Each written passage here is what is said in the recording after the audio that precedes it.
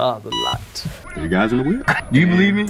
No. You of all people? I met Robin Thicke and that was the worst experience I ever had in my life, bro. Twitter is not a real place. I got a lot of shit going on and shit. You wishing death on niggas? Yeah. Oh yeah, I was just thinking about that. You need to. Damn, you old. It's Diddy. I tell them how to get these bitches. My braids is fuzzy. Yeah. The light. Y'all got matching hats? My mother made them. Oh, made them? Yeah. Like knitted them? Yeah. That's hard. I was about to say, don't watch your mouth. Bullshit ass. See, you're in there, she'll fuck you up. I bet. All this recorded, dummy. Oh shit. Gotcha. There's some beautiful hats. What's up, y'all? Welcome to the next episode of In the Wood Podcast. It's your boy Flex. Flip. We got Flip in the passenger seat, and today we switching up. We got something special in the back seat, man. We got my boy, my brother. That was crazy. Hey, man. In the backseat is crazy. In the back seat is crazy. Special in the back seat is crazy. But nah. Look, man, whatever, man. We got my boy Liquid Ice in the back seat, man. Yes, sir. What's up with you? How you feeling? Yes, sir. You already know, How you feeling, man? We good, man. Hey, man, I appreciate you being out here with us, man. It's always a pleasure to have you on here, man. This is a real special guy. I always try to give like a little intro to people that we have on here and stuff like that. If y'all didn't know, this is my brother Liquid Ice, man. Really good dude, one of the greatest dudes I ever met. Not just because he's my brother, but this guy is a person who really leads by example. Everything he says he's gonna do or he does it, and he makes sure that what he does. He doesn't try to tell you what to do, but he tries to show you what to do, and I think that's really special, especially within a good leader, man. He has his own platform, you know what I'm saying? Liquid Ice on YouTube, Twitch, everything, you know what I'm saying? Liquid_ice24. This guy is Appreciate it. this guy is freaking hilarious, man. Just tell us about your ventures, man. How it started, what got you into it, just everything that you're about, anything you can tell us, man. Hey, man, so on the content side, how it started, the funniest thing. So growing up back in the day, I used to watch Chris Smoove a lot. I was a big OG Chris Smoove, watch every day, right? I used to play 2K all the time, and I used to play 2K, and I used to watch his videos, like, damn, I want to do that, so I hop on and try to do the same thing. My brother was always like, yo, you should record, you should do YouTube, you feel me? You should make content, and I'd be like, I don't want to. I mean, at the time, I didn't want to do it. I'm one of those people, like, I'm an all-in-none type of person, so if I'm going to do it, I'm going to give it 100%, and if I don't want to do it, I'm not going to do it. I'm not gonna do it at all. I'm not going to do it at all. At all. But I just had to come to that point where I felt like I wanted to do it. And the funny thing, so my first thing was stream. So I streamed the first time, but the reason I streamed it for the first time was when the PS5 came out, right? And a couple people I know still had the PS4, and we didn't know that you could share screen, so you can have someone watch you play while you're playing, like while you're in the same party as them, right? And so we didn't know how to do it, so I just threw on the stream on Twitch. And so my man's Boogie could watch me play Outlast.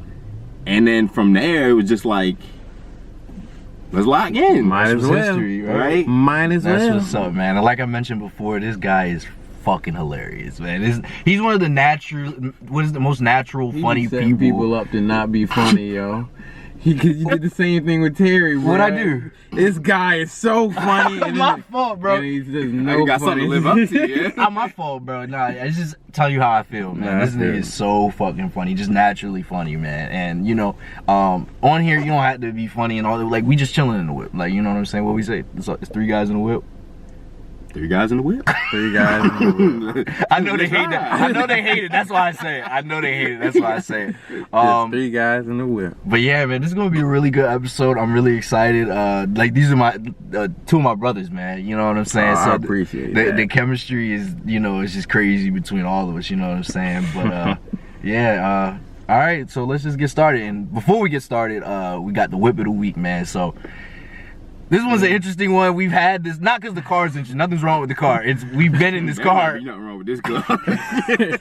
We've been in this car about 3 or 4 times now, and if y'all didn't know, we've been having a lot of technical issues right now. You know, it's just what happens when you starting something new. You know, you working. Don't say that after bringing up the car. You gonna make niggas think it's the car. No, it's not the car. It's the cameras. We're having technical issues with the cameras and all the audio and all the other bullshit that goes into it. But anyway, we got a special whip of the week, man. Flip, tell us about it, man. Okay. The whip of the week is the 2017 Audi A4, the sophisticated cruiser. Oh yeah. Yep. That's the name of the game. Engine is a 2-liter turbocharged 4-cylinder. Hey, hold up. Let's talk about the turbocharger. That's the joint that makes that joint go, bro. When I say this car is fucking insane, bro, this bitch get up, right? You know, Aiden got this car, and. Bro, my fault. Yo, Lick got this car, man. Don't matter. I know. Lick, Aiden, don't matter. But you got this car, bro, and can you tell me about it? How does it feel when you're driving it? It's like the smoothest, scariest drive. Like, scary as in, like, it's so smooth. Like, to a point where if you're going fast, sometimes you don't even realize how fast you're going because it just feels like you're cruising. You really cruise, like you just feel like you're cruising. Yeah. The way that it gets up, you know, I swear it goes faster than my car. It's 0 to 60. He probably won't say it will, and also on paper it doesn't say it will, but it feels the 0 to 60. You can't even tell. Like, you're doing 80 on the highway, it feels like you're doing like 60. It's like a little heavier of a car, so it probably feels a little more solid. Which one? This. Oh, maybe. I don't know. I have no idea. But literally, going on the highway, 80 does not feel like 80. It feels like you're doing 60. Like that's the scary part of this car. Don't it got launch mode too? You know. Yeah, I'm not touching that. Yo, it has launch mode. Yeah, it does. I'm so it has a launch mode, bro. That's why I'm telling you that this car's better than my car, or faster than my car. I'm nervous. Launch mode probably uses that 252 horsepower. Yeah. And, you know, 273 pounds per foot of torque. I don't really know what that measurement is, but you know, you got it. You got it. 7-speed dual clutch automatic. Yeah. Available in front wheel and 4-wheel drive or an all-wheel drive. This is the Quattro version of the car, so that is the 4-wheel or all-wheel drive version. 0 to 60 in 5.7. So it's got a lot of. I mean, it's a luxury car. Is it a sports car? Does it count? Not a sports car, but it gets up there as it needs to. Yeah. So yeah, really good car. Okay, pros of the week. We got it's a luxury. Damn. Luxurious interior. Hey, let me just throw this out there. This is the first time doing this shit. I usually do this shit. So we just get working out the kinks on this. Let me cook. Yeah, talk to him. Bro. Luxurious interior with premium material and advanced tech. So, I mean, I don't know if you're going to do this slide through, but it's black, silver interior, super slick, got some brown leather in here. Yeah. Strong fuel economy. 27 in the city, 37 on the highway miles per gallon for the front wheel drive. Yeah. I don't know what the all-wheel drive one is. Agile handling, smooth ride, especially in the all-wheel drive version. Advanced safety features, including adaptive cruise control and lane keeping assist. That's what's up. You know, my question to Lick is how do you we talked about, I think it said something like 30 something on the highway. How do you feel about the gas on this car, you know, filling it up per week or for you? Mind you, I don't drive it as much as like a normal person would drive a car. But when I do it, it lasts me a long ass time. But when I was in school, did I have this when I was in school? I didn't actually. You didn't? Nah. After I graduated, So honestly, like on an everyday travel type of thing, I really couldn't really tell you. I don't drive it as much as I probably should, or how much most people would. No, bro. But when I fill it up, it say damn near 500. It tells you how many miles you can get. It'd be like 500. Damn near 500 miles, and it's pretty much true to it. Honestly, I'm glad you brought up the you know, you say you don't drive it as much as you said people should or you should or whatever. I think this is actually how a car is supposed to be driven naturally. I know that sounds crazy. People think, oh, like it's not a daily. No. That's the problem, because a lot of people daily their cars, they put a lot of wear and tear on it. So you're using it how it's actually designed for. Most cars aren't designed for the wear and tear that is built up, you know, driving it every day. You know what I'm saying? And that, because of that, it's going to last a longer time. You know, I had a drink for almost, what about to be 4 years? That's crazy. Almost. 30. I only put like 30,000 That's what I'm miles on saying. No, and that's good. You're gonna have this car for a long time. Oh my God. That's what I'm saying. And it's already a nice car. It's already made well, built well with great parts. You're gonna have this car for a great long time. And just, you know, like I said, a lot of people, you know, they daily their car, they whatever, and so they put in a lot of wear and tear. But then on top of that, they don't do the necessary maintenance steps to keep up with it too. You know what I'm saying? That's also a problem that a lot of people have with their cars and stuff like that. You be maintenance? Oh, I you just definitely admitted get it. oil change. You don't be I use every Hey, I get one every year. I've been locked in. And then just Ain't you trying to do it yourself? Yeah, I mean, but you can. I can, but the only I gotta change. So the only thing is, I changed the oil in the Civic myself. That's tough. I don't know if it's the same. you were underneath. Yeah. Yeah. Oh, shit, you locked in. Ever has a Ever got Like a a lift. For real? Got the lift. I'd be wanting to, but then it's also like, is it worth your life? no, I'm not worried about the life, but I got some other, I got some other stuff I gotta get done too. So it's like, might as well do it all at once. yeah. So I think, well, in terms of that, the oil change, if it's for the first one, it basically getting all the materials costs as much as your first oil change, except for that lift. That lift was like $200. So like, if you were to do your oil change for the rest of your life, you'd end up making your bread back, because like it's probably like 50, 60 something a yeah, I piece. feel it. So I mean, if you can do it yourself, especially if you know someone that has a lift, I feel like that's We know so- people. And another thing, I'm glad we're talking about maintenance still, is this is something that I saw in the actual, I think it was like a TikTok video. So a mechanic, he was talking, you know, he made a real video, and he said, if you guys want your cars to last longer, so don't you know when your car, it tells you, oh, you need to get your maintenance by this many miles, you're supposed to actually do it, I think he said between 2,000 and 5,000 before then. Because the dealer, or whoever made the car, the manufacturer, makes it so that your car is, you don't want to do it at that date, because that is the last minute date. And so you keep riding on it, you're putting more wear and tear. You know what I'm saying? You want to do it 2,000 to 5,000 miles before that, you know, so you can make sure that you're not, you know, using too much up, and you know what I'm saying, make sure your car lasts longer. I think that's a very important tip, because you know, everyone, you know, money's hard nowadays, and we gotta stay up on our cars. We need our cars to get to work and do whatever else to make our bread and shit like that. You know what I'm saying? Said money's hard. Yeah, that's what I'm saying. You don't want to wait till the last minute to I'm just saying, bro, you know, it's rough out here. The economy's a little fucked up right now. But you want to make sure that, you know, you're taking the necessary steps for your car and your vehicle, so, you know, you don't run into any other problems. You want your car to last a long time. I pay for my car. I want my shit to last forever, damn near. You know what I'm saying? So you want to take the necessary steps, like I was saying, to make sure that you're keeping up to date with it. So try to make sure you do it 2,000 to 5,000 miles before the mile limit that it says on the car, because they do it just to, you know how the shit goes. Same thing with the phone, you know what I'm saying? they wanted to break down. So They wanted to break down for the money. You know how the shit goes. A whole big ass cycle and shit like that, man.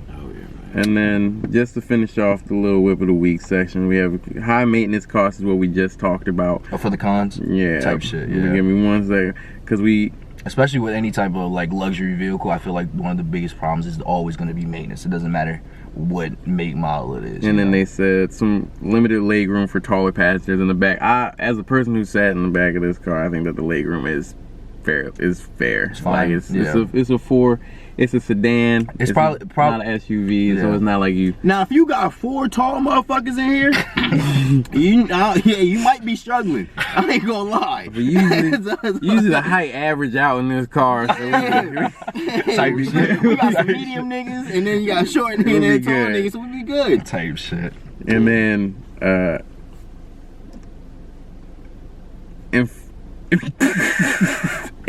What's up? Where is it? The infotainment system has a learning curve. So they're talking about like you know, the sound system, all the dashes in there. They're saying that it's a little behind compared to other different vehicles. This has got a learning curve, dummy. Hey man. Hey man, it's your car a little slow, dummy. It's in the remedial classes. That's the first time I've been hit with that word though. Infotainment? I was like, you never heard infotainment? No, I was like, hold up. Information and entertainment system? Nah, I understand the word. I just never seen it before. Nah, that's crazy, bro. I thought that was one of those words that like everybody's seeing. No. I'm not gonna lie. That shit don't come up often. No, I feel like it used to. I think That's older like- people. That's something Dad would say. But That's what I'm saying. No, but that's something Dad would say, and they would know. But like, they don't even use that word no Anymore, more. but they still know it. That's what I'm saying. No, like, no, 'cause but I you know. gotta have some You know older- the word though, We right? got older parents. No, we don't. Yes, we do. Yeah. Bro, his dad is damn near the same age as our dad. Our dad's just like what, 4 or 5 years older. How old are you? Or what's the age gap between us? 4 years? Oh, 5 Hell or no. 6 years. He's- 6 years. No, 6 years. no, Yeah. No. 5. 5. 5. All right. Yeah. Damn, you old. This nigga got old, bro. This nigga got old. I know. Nah, my young bruh. boy old. That's what I'm Yo, saying, bro. my Tell me young why I boy. was working at Golf Galaxy and I was the oldest person on the clock. Wow. How did that make you feel? It was about 2 years too. Like I was shook.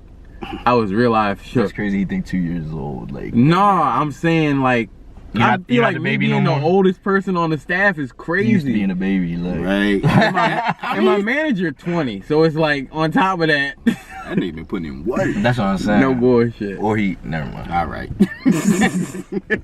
You're not gonna talk about my manager. My fault, Darren. My fault. He's probably a good dude. Good dude. He good is. Dude. All right, man. Let's get into this conversation, man. One of the things is so last thing. Let's get back to Liquid and your your journey as a YouTuber and Twitch artist. One of the things I really wanted to talk about is I guess what are the struggles or the difficulties that there are with being a YouTuber and streamer? What did you find to be the most difficult part of doing that and starting that? For the people out there, thinking about wanting to start and do this. There's gonna be a time early in your career, in your content creating career, where everything is gonna go wrong. Tell me about Everything is gonna go wrong. Tell me about it. Nothing's gonna work as planned, and you gonna sit there and you be like, I don't want to do this shit no more. That's everything in life. You Yeah, just- no, real shit though. Yeah. It hit you, and I remember one time. I remember it happened to me. I was trying to record a game. I waited till midnight. Stayed up. Midnight game come out. I'm about to lock in. We was in a party too. I'm like, hey yo, I gotta get off. I'm about to record this video. This game just came out. Boom. I'm trying to get the jump right. Yo, nothing worked. I couldn't get nothing to record. Everything was messing up. Oh my goodness. And I sat there in silence for a little bit after I did my little tweak out. And I said, this make a nigga wanna quit. And then after that, I was like, if that's it, then hey, might as well keep going. Right? I was like, this it. Yeah. You feel me? But yeah, that's mainly the one hard thing is that. And then, just trying to make sure that, me personally, I'm a big guy on authenticity. So I try to be as authentic as possible. I try to be me. I try not to. I know I want to be reserved when I cut certain things. I don't want to cuss too much when I'm making like YouTube videos and stuff like that. And I think that's one of the main struggles is just trying to figure out what exactly you want to do with your content. Yeah. And try to not pick a lane, say like a niche at all, but like find out your direction and keep going towards it. I'm glad that you brought up the struggle part and stuff not working. Man, like I said earlier in this video, we've had so many it hasn't been really bad, but we've had so many struggles with our cameras not working, the memory card's running out, the battery's dying, like so much stuff. And we only did this for 4 weeks. Like, Yeah, it's like what, the 4th or 5th episode, bro. This shit is crazy. But what I'm saying, you remember when I was heated the day with Terry? I thought we lost everything. You know, yeah, that was crazy. That was so bad, bro. Like I was so mad. I tried to keep my cool, but I was quiet. Like, I was. I still feel it right now. I was so mad, but I'm glad you brought that up because it really do make you question. You're like, yo, do you really want to do this, or is it like worth it? You know what I'm saying? It's interesting because it ties back to what we talked about last week with Koi. Life is, when you say that you want something, life's gonna throw you stuff, like little tests to see if you really want it. It is not, you can't think of it as a negative. It's just life it's preparing you for the next step. You got to think of it like that. I feel like that's one of the biggest things. People get discouraged and they start looking at it in a negative light. You got to think of it as a positive light. Like, hey, this is just an obstacle that I need to get, that I need to overcome to get to my Are next you willing goal. to work through this Exactly. to get to the other side? Like, because it's certain things that you're in trials and tribulation you're going to have to work through. Facts. But that can either make you like find your love for the whatever you're doing, or it can make you hate it. Yeah. So is working through these problems worth your love of this, whatever you're trying to do. Exactly. Because I know a dude who was just talking about, he was like, he did music for a while, but he was teaching so much that he started to resent music. So it was like, Yeah. it was like he stopped doing music for a while, and he loved music. Like, he was like, I did love music, but it was just like that situation was hard for him. Yeah. And I can see that, because it's like with my college situation,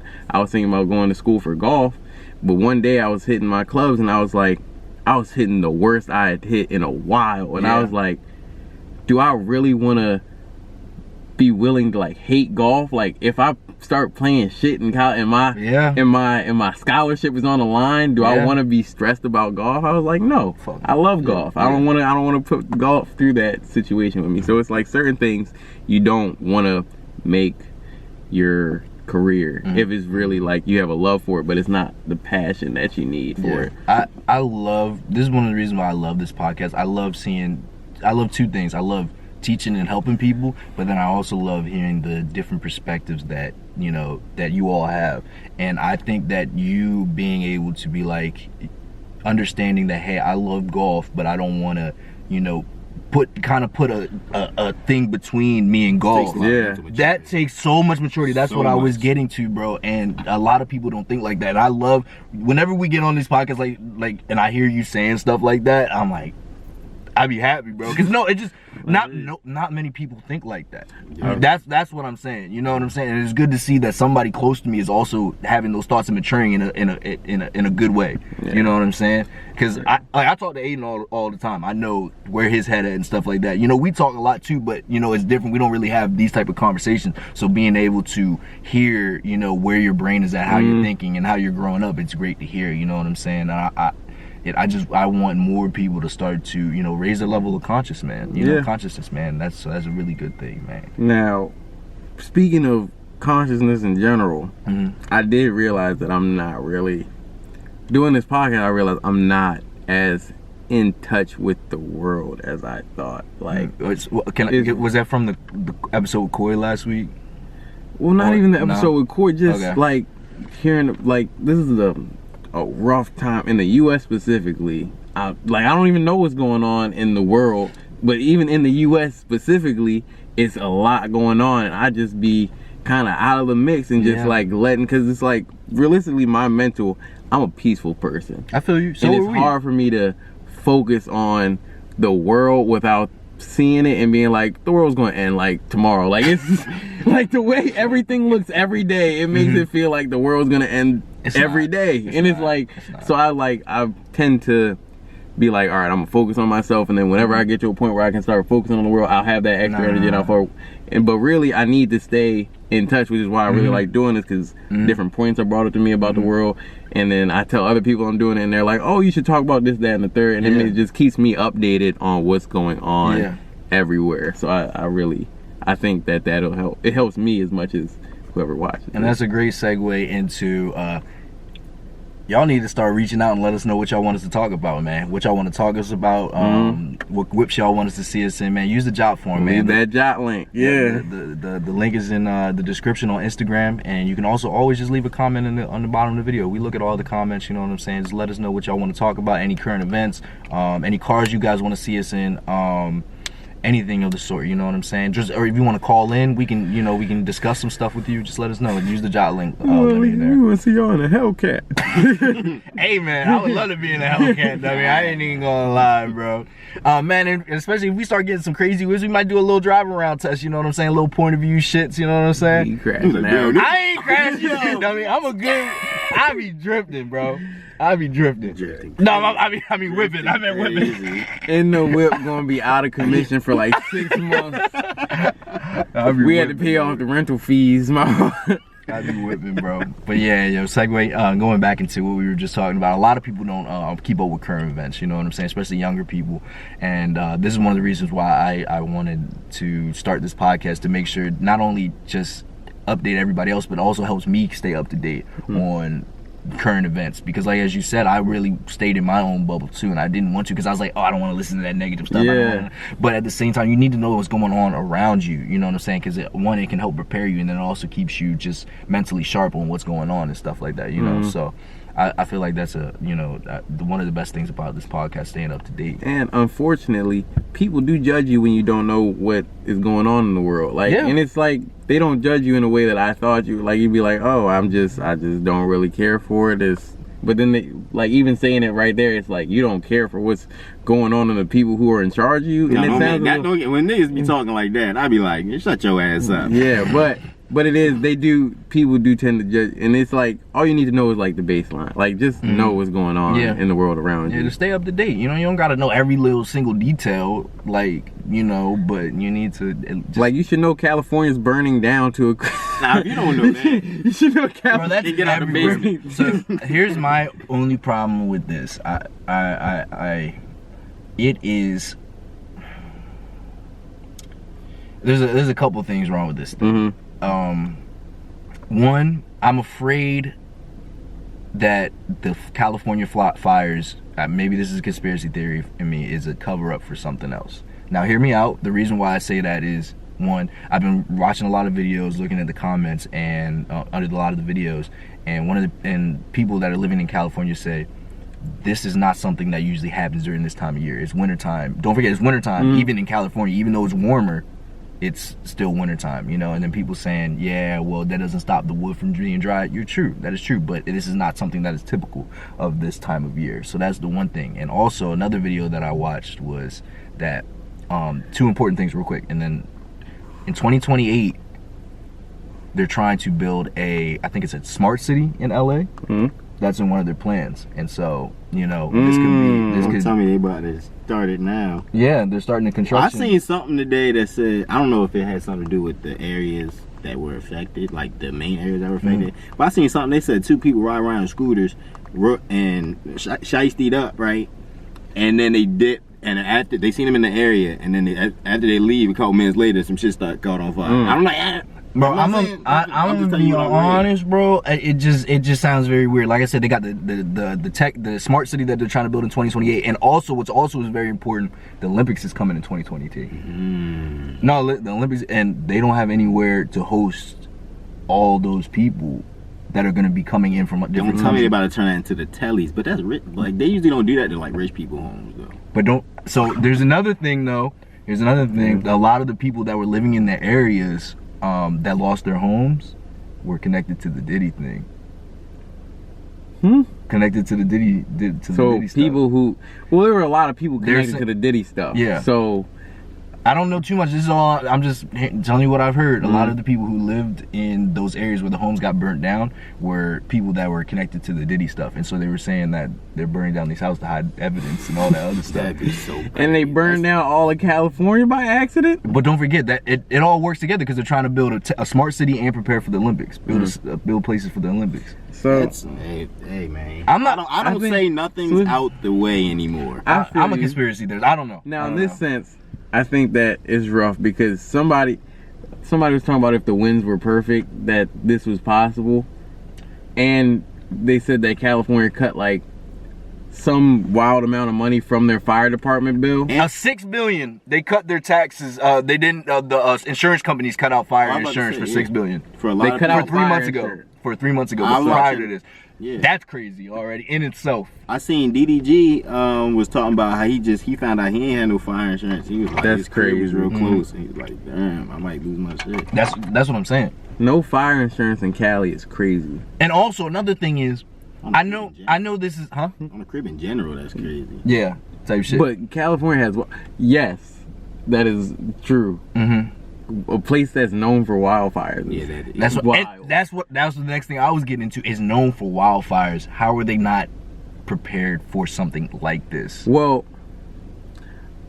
I don't think they're not prepared. I think it's situationally certain things can just get out of hand. Like California was dry, like they're in a drought. I feel you. Okay, but all I'm saying is we're so advanced. How the fuck do we not be in preparation for this? Have some type of reserves ready and Of all this water? stuff? Or anything? We should be prepared for something like this. That's all I'm saying. Maybe I'm thinking. Maybe I'm like, oh, it's easier said than done. But it just seems like this is something that should be prepared. They should always have a worst case scenario type thing, and it seems like there's no worst case scenario. What's it called? Redundancy or whatever type of thing that they're doing to try to mitigate this. It just seems like, oh well, it's happening, might as well just let it burn and let it go. That, personally, maybe I'm wrong. Don't criticize me. I don't know everything about it, but it seems like I feel like there should have been more preparation for you know, an incident like this. People think it's like biblical, like the burning of major cities is in the Bible. So it's like this is a time where people are starting to look to, like you were talking about last week, people are starting to look to religion, and it's starting to look a little more real because, like you said, this isn't typical of California around these times. It's like certain things are happening that aren't like explainable. Yeah. So normal, yeah. Speaking of the Bible, I seen a nigga went back to check on his crib. The only thing that survived was the Bible. that's crazy. The Bible, and I saw the statue of Mother Mary. I didn't see that. No. Yeah, I saw that. That one popped up on my shit too. I seen someone gun safe. What, survive? Yeah. He was like, he opened that bitch, America. He didn't say that. The Bible and the Alright, bro. Alright, we need to bring that up. Nah, I wasn't in. My fault. Hey, that shit's a bar, bro. That's a fucking bar. Unfortunately, that is a bar. It is a bar, bro. I can't get into gangster. bro. Ah, It's a shit. Diddy bar. A Diddy bar is crazy, bro. Hey, yo, Diddy had hits, though, yo. So I guess we just. Y'all niggas acting like Diddy ain't had Yeah, hits. he did. Yeah. Man. Mm-hmm. What song you thinking of? Ball. The D, the I, the D, the D, the Y. It's Diddy. You wanna be a baller. Shot Okay. caller. He's number one fan? Ooh, Hey, that's a bad What? what's it label nowadays? What? Diddy's number one fan. Hey, man, I'm not gonna lie. What's crazy? I is- see what. Before the allegations came up, I did look up to Diddy. I'm not gonna lie. See, and you know what's crazy? That's a weird thing to say, It's but not weird. Diddy It's was a He's a staple. he's a CEO. He was. That's an what I'm saying. He entrepreneur. was an icon, But bro. looking up Him? to Diddy sound crazy now. Now that sounds crazy. Just even saying looking up at Diddy is crazy. It's crazy. That shit is crazy. Shout out Diddy, man. But that's I like don't know if we someone. can shout him out That's no like more, someone but- who's like, what if you were a singer and you were a fan of R. Kelly? Like you were like R. Kelly was a role model artist. So you'd be like, well, I actually can't say that anymore because your Role model. inspiration Role is crazy. model artist is crazy. Role model. See, man, But, like, niggas ruining shit. and then, now, like, bro. Michael No, Jackson it's not, as a no, singer. it's not niggas ruined it. They ruined it. Mike. It's nothing that niggas did. There's so They many did people it. who just we love their work, but then you see their work ethic and you be like, oh, that's crazy. That's crazy. MJ, RK, What the fuck wrong with Michael Jackson? He be touching kids. That nigga was not touching no kids. He was yo. touching kids. No, he was not. He wasn't, bro. I'm not gonna lie to you, bro. Yeah, They set that up for him. Like they set that up for him because they, you know. I don't want Michael to be touching no kids. So you know what? If he wasn't touching no kids, he wasn't touching no kids. I ain't watched that Neverland movie because I ain't even want to see nothing like that. That sounded crazy. I don't think he was touching kids. I think they were trying to ruin his image, bro, towards the end of his career. You know what's the What do you mean the end of his Aaron career? Carter? Killed him and Prince, huh? No, Aaron Carter. Remember him? Yeah. So he said, I mean, one time they was trying to get him to say that Michael Jackson was touching him. He was like, no, he didn't do it. Like he wouldn't say. You feel me? He said he didn't do it. I'm not gonna say it because he didn't do it. Tell you that. So Shout out Aaron, if that's true. What if they gave him that bag Who? to do it. to say he didn't touch him? But his Then your parents- then your like, his morality's fucked up, Like his bro. peoples wanted. Like his peoples wanted him to say he did. Yeah. See, that's fucked up on his peoples. They morality fucked up. That's what I'm saying. How old was Aaron? Was he young? Yeah, he was a little kid. Shout out He Aaron, ain't man. standing on business. Now that's what at a young kid standing on business. I don't know if my Going parents. against what your parents. That's said? what I'm saying. That's what going against what your parents say. That takes a lot. That's MJ, bro. Why would I? what are y'all talking about? We just watching cartoons like PlayStation. Yo was trying to get invited back to Neverland. He said, if I tell her I ain't never going back. He said, "Nigga, that shit was lit. I'm trying to go back." And if I tell her I'm never going back, I got it. Right now. I'm gonna hold it down. I feel you, Aaron. I'm gonna hold it down. I feel you, hey, Ron. Hold on. Just start the video because I didn't even read. What? Which part? Andrew Tate for UK Prime Minister. You didn't the read video it? started. Yeah, the video The video started. Well, I guess is that real? Yeah. Hold on. So he's not officially running, but he stated that he wants to try and go out in there and start running. Like Trump? For US. Yeah. That's literally what it is. Fuck it, since we on the topic, let's bring up the video, yo. That's kind of like the world is mine. Every single time I do anything, cameras appear. If I breathe, if I sneeze, why are you talking over me? That's just a little bit rude. But yes, I am launching a political party. All the leaders of Western countries have failed. They're enforcing a generational failure upon their constituents. Donald Trump is the future of the Western world. Everybody knows it, and everybody needs to get in line and obey him. Donald Trump is going to annex Greenland and take Canada and take Mexico, take all of it. The American empire is back. We're done with this crap. Elon owns X. I get to tell the truth. All of your lies are being exposed, and I cannot wait for the disinfectant of sunlight to come down and exonerate my brother and I, because we have done nothing wrong since the beginning of this. The chance of me becoming UK Prime Minister within the next 10 years is somewhere near 100%, because I'm one of the most well-known people on the planet who can self-fund, and everybody understands even if you don't like me, I get things done. I will be the next UK Prime Minister. I guarantee that there is a timeline that everybody is going to live in. Every single person watching this video at some point in the future is going to watch me become the Prime Minister of the UK. And I will fix every single problem. I've laid out how I'm going to do it. You can go to votebrov.co.uk and you will see exactly how I'll fix all the issues. To me as Mr. Future Prime Minister. We will. Thank you. Thank you. From UK? That nigga chatting. Yo said go to votebruv.com. So he definitely is chatting, but we live in a world now where I think that could be an actual possibility where he actually becomes Prime Minister. I mean, I feel like like he's trying to imitate Trump's kind of ambition, and I don't know. I just don't see him holding as much weight as Trump. Like, Trump had a TV show. But Trump was real famous for a long ass time. That is true. Ran. That's what I'm saying. Like, up a whole, Andrew Tate is pretty popular, though. I know he is very popular. Worldwide, yes, he Worldwide. Yeah. I'm not counting it amongst younger people. No, amongst everybody. Everybody knows Andrew Tate now. But like, everybody knew Trump.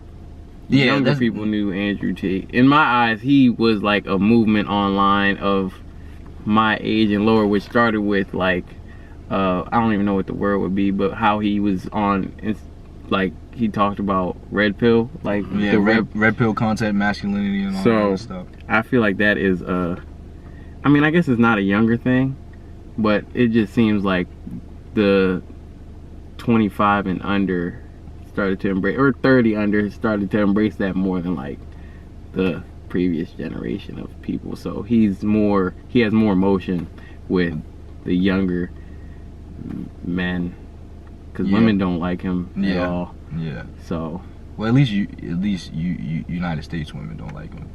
Supposedly overseas, they're a little more tolerant of him.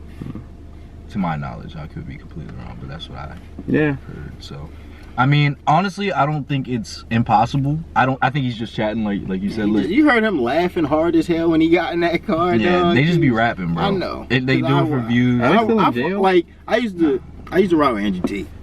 They started wilding. Yeah, no, I agree. He was so my biggest thing, I liked his ideals on, I like what he was teaching to the young men, to be men and like get their stuff together, learn skills, be strong figures, you know what I'm saying? You need to take care of your body, your mind, and your spirit. I like that stuff. But then when he started wilding, he started saying all this other crazy stuff. Started dropping N-bombs on Twitter. Yeah, like, started what are you doing? N-bombs, getting super misogynistic and all that other stuff. I think it was cool. So now I think, one, I don't believe he believes that the shit they be saying now. He's just doing it because he's that. It brings in the bread. Yeah. He's chasing the bag now. Before it was like, there's the truth. That's why I felt like he's told what he felt was the truth. But now he's just chatting. And you know, it gets to a point where, you know, it get a little dry.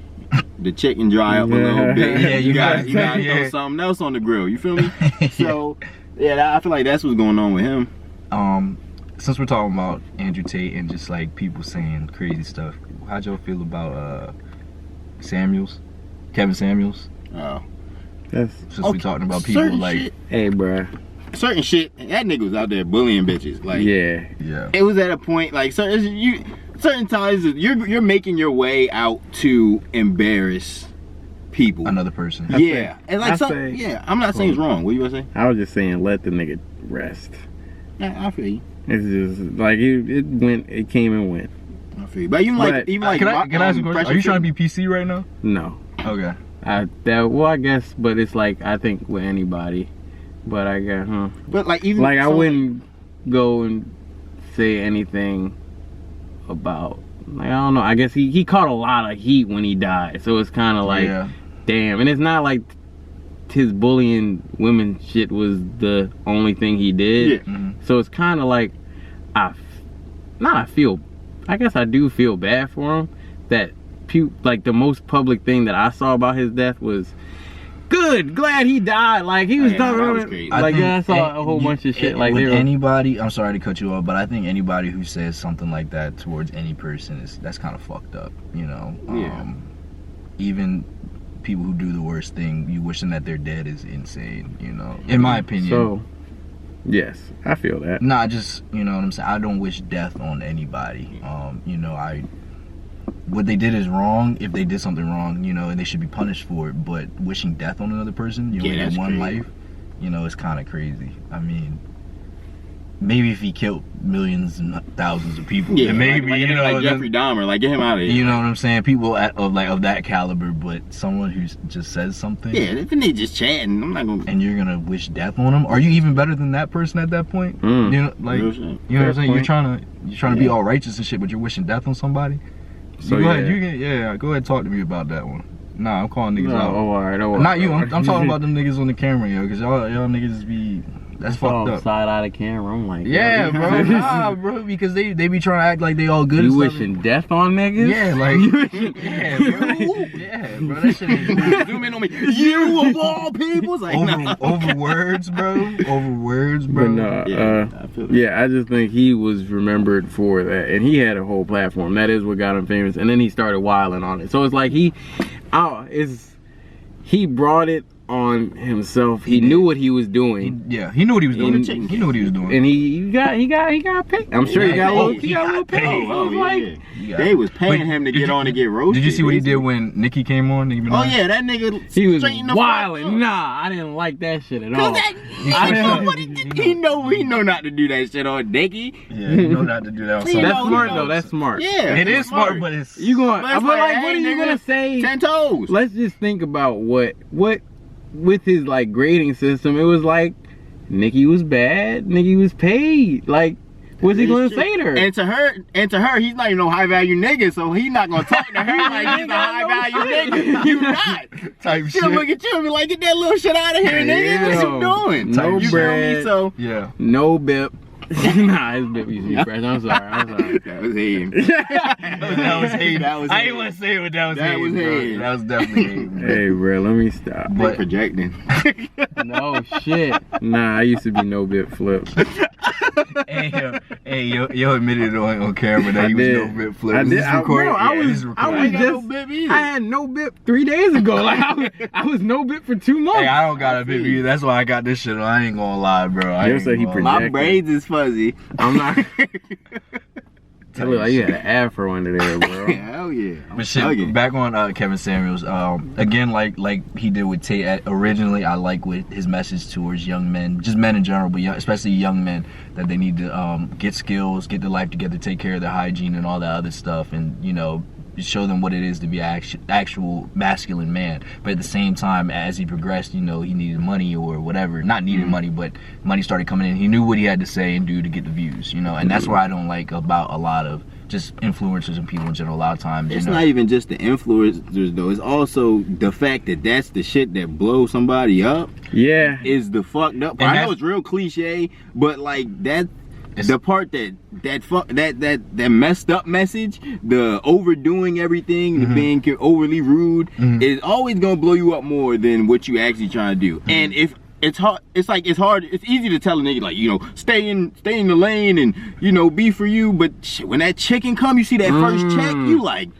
You like, gotta feed your family. Oh no! You gotta do what you gotta do. I'm never hating on nobody when they get for getting bread. Yeah, no, I feel you. Feel me? I feel you, bro. I feel you, bro. My biggest thing is that the reason why I didn't like it is because it it opened the door for a lot of men who hated women and gave them a platform and made them feel like, oh, I can say this too now, and that's fucked up. It also made the young niggas feel like that's what to do. Yeah. No, I hate that. It made the young niggas feel like, oh, this how you do, this how you doing. Oh and my it's like, gosh, bro. You overweight, you 5'2", what you got going on? So you know, it's bad because I hear the younger guys at the gym, they talk just like that about women, you know what I'm saying? And it's kind of sad. I'm like, yo, you're young, why are you even thinking like this? Why are you worrying about this? Like, I don't know, it's just kind of fucked up that this is the mentality that, you know, our young men are having nowadays, you know what I'm saying? And I'm not trying to say, I'm not trying to be like no super simp ass nigga, but like this, the way you it reflects in reality, and then if more people keep doing it, that's just gonna keep making. It's not gonna make the world. You also gotta think about the people that he's talking to. They be like damn near 30 or in their 30s, and they bring and the young people are watching this, and then they taking the thoughts and stuff from the women from up here and bring it to a girl that's like 18, 17, 16 in high school. It's like, yo, they don't have this. They're literally not the same. Yeah. Completely different. You feel what I'm saying? Yeah, no, I agree. that's what's messing it up. So now you're thinking, you know, they're all like this, but they haven't even got to this point. To potentially get to this point. Yeah. And I also that's a great point.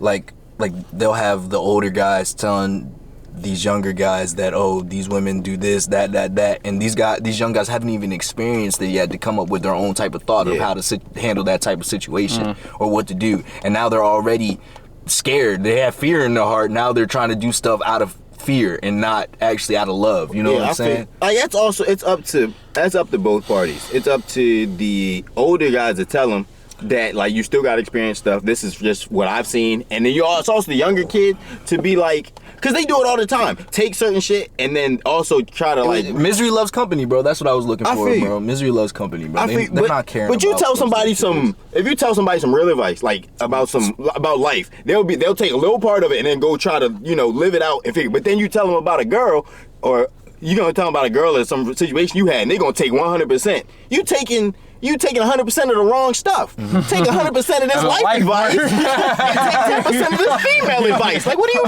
doing? You took 100% of the Jones. That's how it goes. I could give a young kid a step-by-step plan to get to where they want to get to, and they will take 10% of it. I tell them how to get these bitches, and this nigga gonna go outside the next day and do it. He gonna try it the next day. Try it the next day. He's gonna be in the DMs trying it. This how you bag him, short. You hit him with this one. And he 5 minutes later, he in 3 DMs. Yo, it worked, yo, look. Yeah, you right. You feel me? You tell a nigga to invest. He's telling him to invest. Like, I ain't got to it yet. Can I say something though? The life advice and success that you are trying to help them get to and do, it's that's a social construct of what success is. Getting money and all that other stuff, but getting bitches, niggas been trying to get bitches since the dawn of time. Niggas wasn't always trying to get money. So they have a more natural inclination to do that type of thing. I feel you. Because that goes more with biology. But then, why do you think most people most niggas trying to get bitches, and those niggas not trying to get money? Because naturally, what we trying to do, get bitches and fuck, you know what I'm saying? Yeah. But you see what I'm saying? I made a little joke and went exaggerated. I feel you. They said it's just natural that they take that advice. Niggas don't naturally get bread. Niggas is naturally broke. you come in this world without shit. You come in the world with nothing, and you only eat, you only take. You don't naturally give back to the world. So it's like, why am I naturally going to get some bread? Yeah, type shit. So every week we always talking about this nigga, man. Trump, bro. This nigga Trump. Yo. Famous in the whip. Yeah. We gotta get Trump in the whip, bro. No, we don't. Hey, right here, gangster. We gotta get Trump in the whip. Right here in the passenger seat. We keeping it warm for you. But yo, if Trump ever gets in the whip has made it to a point that I can't even fathom. That'd be crazy. That's what I'm saying. That'd be crazy. Trump in the whip. That would be dope. I think you should do that, bro. You should do that. I'm talking to Trump. Hit Trump. But well, Flex. I really like how you do that. You have a really nice podcast here. Talk about really, really important things. Great, fantastic. You're great. Fantastic. Beautiful, just beautiful. But so Trump had his verdict the other day. I think it was Friday. He had his verdict. Did you hear about the verdict? I think we talked about it. Oh, all right. Let's show the video, man. It was kind of interesting, if I'm being really honest. Welcome back here on Live Now from Fox. We are going to pause for a moment on our coverage of the California wildfires to bring you this breaking news. President-elect Donald Trump has been sentenced to an unconditional discharge in relation to his hush money case. Here's the latest of what we know breaking right now. President-elect Donald Trump formally sentenced today, moments ago, in that case, but the judge declined to impose any punishment. The outcome cements Trump's conviction while freeing him to return to the White House unencumbered by the threat of a jail term or a fine. And again, Trump was charged with 34 felonies. He was put on trial for almost 2 months and convicted on every count. Yet the legal detour didn't hurt him, with voters who elected him to a second term. So moments ago, Manhattan Judge Juan Merchan, he could have sentenced Trump to 4 years in prison, but instead he chose a sentence that sidestepped constitutional issues by effectively ending the case, but assuring that Trump will become the first person convicted of a felony to assume the presidency. Trump has said his criminal... So that it's crazy only because of the specific words they use. They gave him an unconditional discharge. You know what that means? I mean, I know discharge. Unconditional, it sounds like you don't get anything. Like you just free. Under no conditions, he's free. Doesn't have to pay any fines, no nothing. Doesn't have to come back to this ever again later. This is just going to be brushed under the table. And that's kind of crazy, because if you think about it, if he didn't win the election, it could have went a different way. He could have got some type of fine. He could have got whatever. I know this worked out perfectly. Yeah, oh, yeah. They knew what they were doing. That was the plan. They knew what they were doing. He was going so hard for this. You know, his life, his freedom was on the line. Why did you think he was going so hard? Yeah, he had to do it. Yeah, so had to win. The unconditional discharge, that's going to be the the terms under this. So nothing. He's getting nothing. No fines. No jail time. No anything. Again, I always bring this up. If this was like you or me, it wouldn't even. Yeah, who the fuck am I? I feel you. But I'm just a little liquid. It's just kind of it's because he's setting a different precedent. You know what I'm saying? You think so? I don't think so. Yeah, he's setting a precedent, man. I think he's the first president with a felony, convicted felon. I feel you, but he's a convicted felon. What is it before or after? Did he get convicted before? Before what? It was after election, though, right? He got convicted after the election. I mean, he just got convicted. Yeah, but he was already on trial. Oh yeah, he's been on trial for a minute. Hey man, honestly, I don't even think it sets a precedent. Because you know how much the power that you like, the position that you have to be in. I mean, I guess it does set a precedent, I guess. But the position you have to be in to get something like that done, or to happen to someone else. What do you mean? What are you saying? The fact that for another president to be a convicted felon, you'd have to literally do this whole same thing. You have to be as powerful as he is. You have to win the election. You have to, and your trial has to be perfectly set up where it's after all the votes are in. And you're saying the president. You feel me? So I think it's a precedent, but it's a precedent for a situation that is very it probably won't happen again. So you're saying, what I'm saying is that, all right, let's just say this was before the what's it called? Before the voting and before he won. Let's just say he was a convicted felon while he was getting voted, like the day before they got convicted. You think he could still win? Like, that's what I'm saying. I think so. You know, why not? If they do the sentencing and all that. Yeah, I mean, the sentencing, he's got a sentencing before then. Okay, so if it's sentencing before that, then he'll be sitting in there, and then he'll probably get out. He'll probably get out when he becomes president, like January, whatever, 18th. So he probably serve like a month and some change. And then, but he's still, that can happen. But the chances of you being on trial while, and that doesn't get, everything has to be set up perfectly. You either have to plan it well, or you just got some luck on your side. Like, the chances of that happening again. So, regardless of it happening again, I think that the precedent would have been more so set if he was sentenced. Because then we'd have a president who actually did jail time. Rather than, it's already bad that he's convicted. But we'd have a president who's literally going to jail, either after or during his presidency, that'd have been a whole other topic to set up. And if you're the judge that convicts him, you're now, I'm not gonna say hated, but like. So can I say something real quick while you're saying that? One of the points that we had is the judge's verdict was deliberately used to sidestep constitutional issues to negate that issue of having a president that's doing jail time. So sidestepping constitutional I think issues. that the judge made a business decision, and he doesn't want to be the judge that sent the president to jail. He's fine with being the judge that convicts the president, which, because he did it. Like it's a jury. So I mean, it's but still banging that gavel saying, "Hey, you're gonna." So, but I think it's a situation where, like, if you send the president to jail, that's so big. Because I think a situation that kind of reflects it in a sense in Baltimore was when Freddie Gray was murdered. Those cops were convicted and charged. I can't remember what they were charged with exactly, but the state's attorney was Marilyn Mosby during the time, and people were trying to get her out of office for that for a while, just because because you sent cops to you convicted cops. I remember that they were really so it's like, and they were so it's like, and she did she convicted them for something they did. So that's a whole different situation. But it's like, it's hard to do your job when you're in a position like that. Yeah, and I feel you. Remember, we've had that. Me and you, we've had that conversation before where they really can't send. We're talking about the cops. They can't send cops to jail because it's gonna make cops not want to do their job in fear of going to jail. Yeah, because it's like once you start sentencing cops, mind you, preface this: most cops, in my opinion, most cops aren't bad.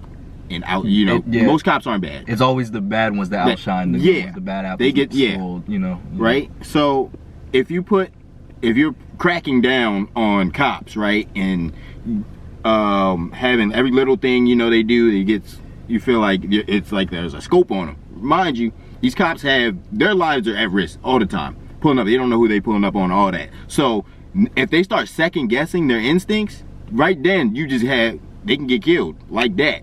So once you start cracking down on the bad ones, like really, really trying to you taking away the instincts of a good cop that keeps them alive and other people safe, because they're in fear of, if I fuck up, I'm gonna go to jail. You feel me like that? I feel you. Okay. Now, my comment was made on the judge's side. The cops part, I was not saying that it's hard for them to do their job if you crack, because that is a fair point. It is hard for a cop to do their job if you're cracking down on them.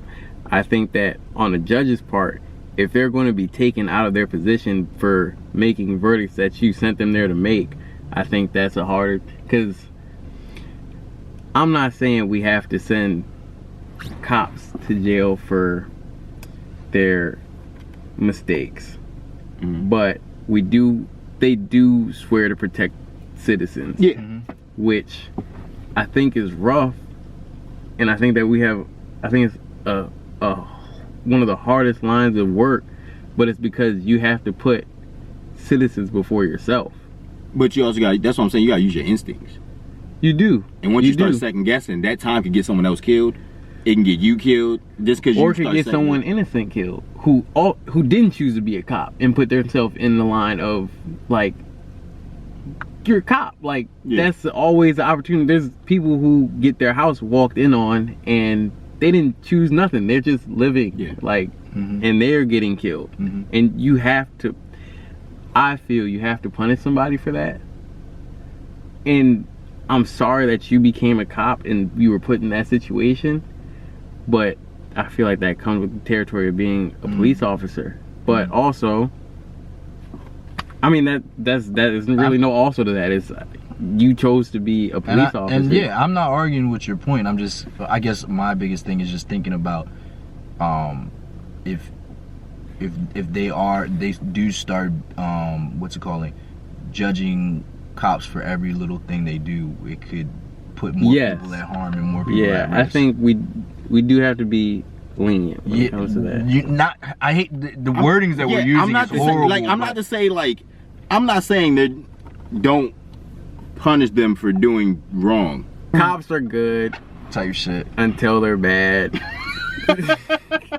No, but and then you gotta punish them, but you gotta realize they're a cop. They're trying. It comes with the job. I know it's hard, bro. I'm not saying it's not. Punish the right one. Type shit. Shit. That's a hard. Punish a good one. Don't punish a good one. Hey man, since we were talking about presidents, man, let's move on some more. I feel like this is one that got me when I first saw it, and the internet is having the same thing. So Jimmy Carter's funeral was the other day. I think it was last Thursday or Friday, and all the living presidents showed up for to show their love and appreciation. And one of the things that we found very interesting is Bush walked right by Obama, and it looked like he shoulder checked him. Now, when I saw it, it looked like he shoulder checked him and then just brushed by him and didn't say. I saw it live.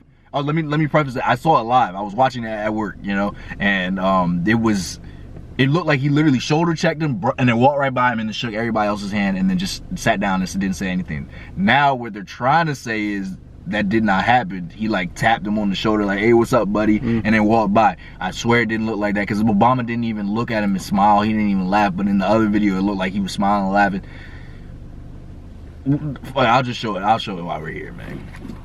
You want to pull it up? I'm pull it up. Right. All right, that's a bet. You can pull it up. But I think it's crazy because no, you pulled it up. No, I didn't pull it up, man. Like cavities, tooth loss. I think it's crazy because those people are trying to say that they saw it too, that it looked like he just shoulder checked him, but now the internet, everyone else, half the people are saying that nah, he like dapped him up, it was friendly and stuff like that. I think they're trying to gaslight us. I'm not gonna lie, because when I saw it on TV live, that it was crazy.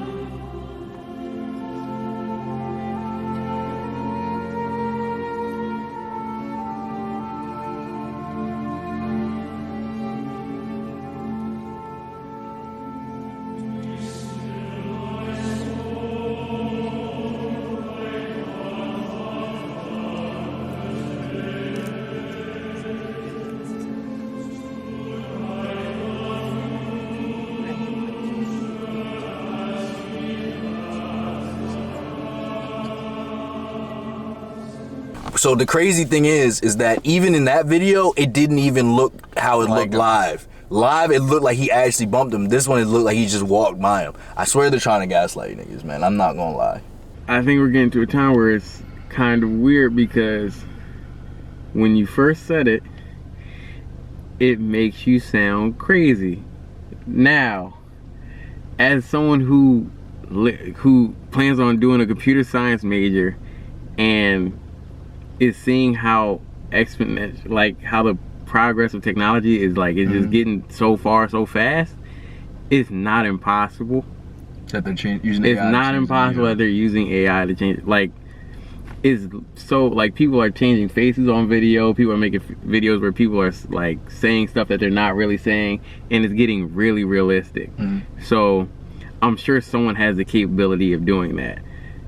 In terms of the actual like interaction that I saw, it does look like that wasn't like, I don't know, I feel like as a president it was gonna be like everybody just shakes hands, like, and he just walked by everybody to go sit down. Might have been tired, you know? You saw he was walking? Old dude. Yeah, yo, might have just been tired. I don't think so, bro. Maybe he just wasn't planning on dapping nobody up, because it looked like everybody else sat down. Yeah, everybody was like, hey, hey Bush, remember? Maybe. I'm just telling you what I saw on live TV. And I feel you. It looked like he bumped it. And you told me other people online saying that. Yeah, I heard about him shoulder checking, but then the only video I seen a different angle, and from the back side, so you would see like his front, and that's why I seen it. Yeah, like let me play this video real quick. I'll put this in so y'all can see it too. This is the other angle that everyone is talking about now, that is supposedly making it look real lighthearted. And I don't even like the front picture they had, and he was smiling and shit. They got Obama going outside, yo. You said what? They got Obama going outside, yo. They got everybody going out. There was another moment that went viral that involved your dad. We want to show it and show it in slow-mo. Oh my gosh.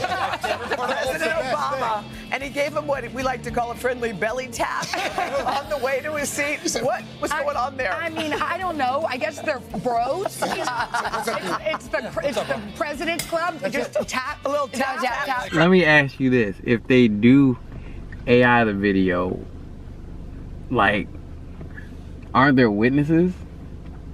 They're all government niggas, so they gonna do whatever the fuck they tell them to do. Facts. Cause if not, nigga, we will pull all them benefits, nigga. They gotta do it. And they not gonna say no. Who would think to change it to a little tap? Like, that's so, like, why not change it to like a handshake? Cause that's easy to hide. Like, you can be like, oh, he did tap, but y'all just ain't see it. You feel what I'm saying? That's real easy to disguise.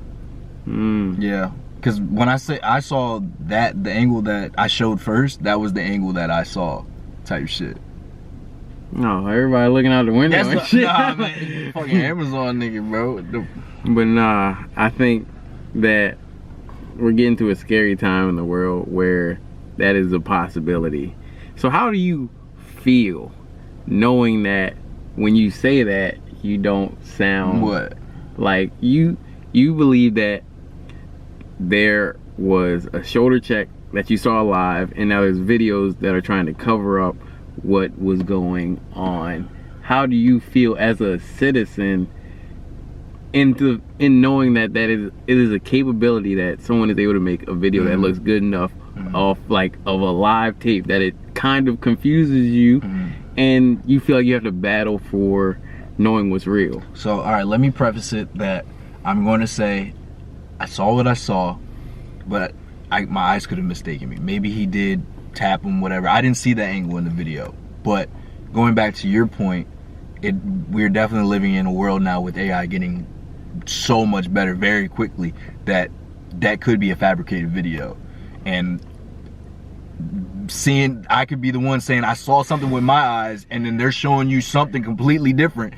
And now I'm like, shit, am I crazy? Am I the crazy one? Did I really see what I saw? So that's just something crazy that we have to think about, and really this might be actually apparent in real life that AI might be changing things, as in what we see may not always be real. Like we don't know if we can fully trust media now. We never could, but now knowing that AI can on top of it, you know what I'm saying? It's like seeing and believing. Verbal lies. Yeah, it's not even just some verbal lies. Like, you really messing with the whole yada mean type shit. That's what I'm saying. It was more like hiding, but now it's not even hiding. You're just not even. Is it masking or manipulating? You're literally manipulating. Yeah. And that's the crazy thing. And I feel like, so interesting. Just a side topic. I was watching this is not a shout out, but the Joe Rogan podcast and shit like that. Our competitor.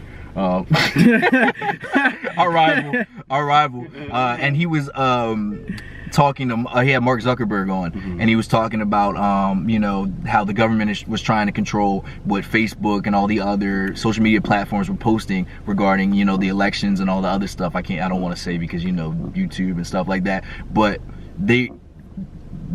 Facebook was taking down certain people's posts that didn't align with the government's posts, and even if it was true. Yeah, I heard it was like Biden and them. That's what. Yeah. So somebody could post something about the election, and it was like, even if it was true and it was actually happening, yeah, it was about that. And even if it's true, they would take it down. It doesn't even matter. And I feel like that's horrible media, you know, taking down the truth. But I mean, it's always been like that. But like, you know, that's the crazy part. It's just crazy that we're living in the time now that the AI and just all that stuff, man. It's like, I don't know, man. Media is just changing. You know, it's scary. It's definitely scary. Cause now it's like, cause usually it's like seeing is believing, but now it's like I have to see it in person. And even then, bro, and remember it to a T. Or anything else could be manipulated. Yeah. I don't even know, man. It's a scary, scary time. Yeah. So did you witness the first incident of national I don't even know what that crime would be. Gaslighting. Just keep national gaslighting. National gaslighting. I honestly, I think I did, because I swear I know what I saw. It looked like he showed a check the fuck out of that nigga. And then didn't even say nothing. And then I just know what I saw. That's all I'm gonna say. And you know what's crazy? What? I'm looking at you like, Do you believe me? no. What? No. Why? Cause I didn't see it. That's so crazy, brother. Like, it's like I know you, and I know you have a very good sense of like social intelligence. So I know that I know situationally you would pick up on if something was off like that. But still, I just watched 2 videos where it didn't happen. So It's hard to be hold swayed. on, can I say something? So if I'm living in a house and I say I got ghosts, Now that's different. how's that different? Ghosts? I saw something move in my house and I call you guys and I say, yo, something moving in my house. No one's showing me that the shit ain't moving. What you mean? Like, if you were like, something moved in my house, I got it like, recorded. No, I got it recorded. And then and I go to show you and then it's not there. the shit ain't moving. See, but I know what I saw. I'd be like, what the fuck, yo? If you catch it on tape and show me the tape, I'd be like, yeah, that shit moving, you got a ghost. But if you show me that tape and nothing's moving at that tape, you just taking a picture of your house. But you think a nigga just taking a picture? You think a nigga just Like, taking a what do you picture of mean? they shit? So What am I you supposed think to I'm do? tweaking? What But you see what I'm saying? You're gonna think I'm tweaking? It's gonna be like, okay, it'd be like, I believe that you seen something. I believe but that you can't- believe that you saw it. Yeah, but I can't say that it happened because you showed me the thing. But I Yeah. believe that there's probably, it might be some shit And going even on. in that And it also that's depends on who fucked up. tells And me. even in that 'Cause if you tell situation- me, That's fucked up. it also depends on who tells me. Because if you tell me I seen a ghost, I'll be like, oh shit. My brother said, or Phil said he seen a fucking ghost. I trust. If another nigga tell me, I'd be like, and he show me, I'm like, yeah, yo. And I'm like, this nigga's tweaking. Like, someone get this nigga Specifically for this situation, what was I gonna? I believe you, and I think that is something like that can be shocking in the first moments that you see it. Like, But you won't believe like me. when I first watched the video, I was like, nah, that was crazy. Like, he did him dirt, and then you're like, no, it was worse than that than I saw when I first saw it. I'm like, it could have felt worse, and that's where I'm sitting at right now. Okay. I feel like you saw it, and were mistaken. And that's hard to, like, it's hard. But I'm the only one that felt that way. No, you're not. But no, There's that's a what I'm. bunch of people that felt that But way. that's what I'm saying. And everybody who said that shit, I say the exact same thing to them, except for I actually have, you're sane. I know you're sane. Dude. But I also just saw the video. So it's like, if we're getting gaslighted, I'm definitely gonna get gaslighted because I didn't see the original video. So it's like, it's no gaslight for me. I had no information to And start. the first video I seen, it was a different angle. So it's like, So he's you not see even what- getting gas. He's I getting saw it gaslighted. live on TV. That's the crazy part. At work. Yeah. I don't disagree with you. I don't just. What do you want me to? What No, do you- I don't want you to say anything. No, I'm saying, like, when you say that, it's like, if I didn't not believe you, if I did, like, was full hearted, like, oh, they switching this shit, you know how fucking horrified I'd have to be with life right now? That's what I'm saying. I'm scared. I feel you. I'm genuinely scared. Because I'm low-key questioning myself right now. I'm not, but I'm like, the fact that I'm even... like, that you this know- is possible. Yeah, that's what I'm saying. That's what I'm scared about. Like, I'm not questioning myself. I know what I saw. But at the same time, the fact that I even have to question, or I am questioning myself on what I saw on TV is insane. It's nerve-wracking. Yeah, there you go. It's nerve-wracking. You know, it's I'm mad I'm forgetting words right now, but it's not scary, but it's concerning. Unsettling. It's concerning. That's what I'm saying. It's a concerning feeling that I have right now. And it's not a good sign for what is to come. Yeah, I You feel know what you. I'm saying? Because either way, People already don't trust the media. it's a Just had to say split that. now. Like, either way, it's like, if I did or if I didn't, there's a split. There's people who think that something happened. There's people who think that something didn't happen. And it's like, I don't know, it's dissension. Well, that's usually from higher to lower, but it's turmoil. Yeah. and it could be a way that turmoil started in the future. Yeah.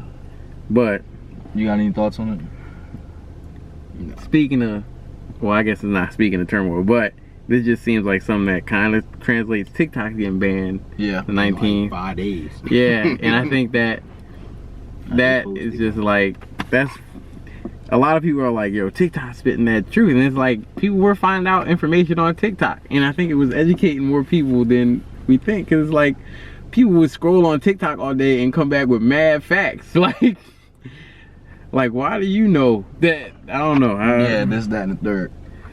And it'd be random information. It'd be movement information. Like, so originally, I was for the TikTok ban because I was on the side of the concern with the privacy with China. But now that I'm starting to think about it, I think that was just a cover up for what you're saying about information and how they don't like that we have all this information, seeing the truth outside of what's it called. Because you got, like, let's talk about the thing with like Israel and you know, was it Gaza? Yeah. People are actually starting to see like the truth and what's actually going on over there, and they don't want people over here to see what's going on. And that'd be scary. That's what I'm saying. It's horrifying. Like when you see the actual destruction and stuff, like, and you see people like posting TikToks and they'll lure you in with a video they know that's gonna get your attention. They're like, please, like, watch this, share this. It is horrifying over here. Like, it is actual war. Yeah. And it's like you feel like you are now a part of it. Like, because before, if you just don't pay attention to the world, you're like, oh, I never knew there was a war. It's like, I don't have to do anything. When you watch that video and they trick you and then you swipe off that video, you be like, I really don't give a fuck about the people in Gaza. Like, it makes you feel like you're a bad person, and it's kind of because you are. But yeah, this nigga go. But he said, next video. You tricked me. You tricked me. I'm like, God damn it. But no, it makes you feel like, it makes you know that you're ignoring something. Yeah.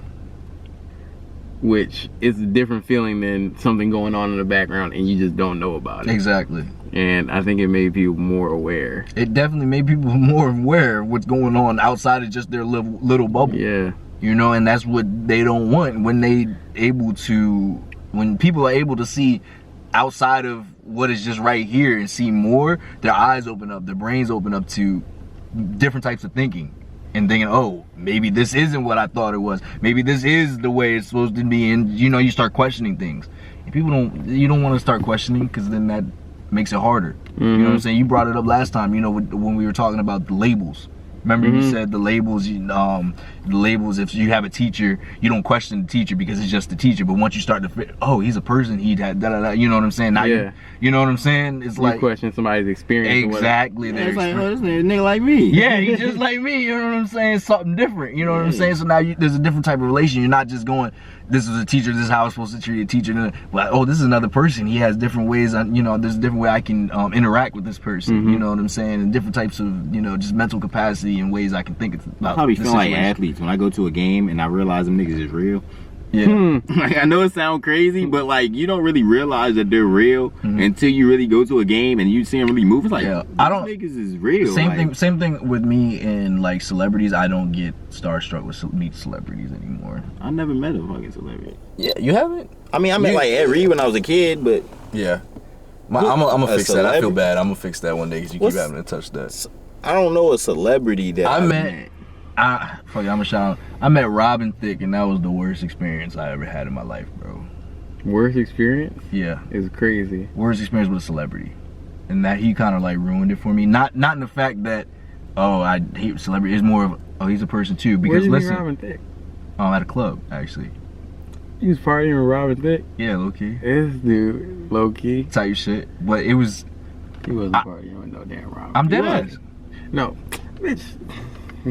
Oh, he was there, brother. God, anyway. You met Robin Thicke? I wasn't there.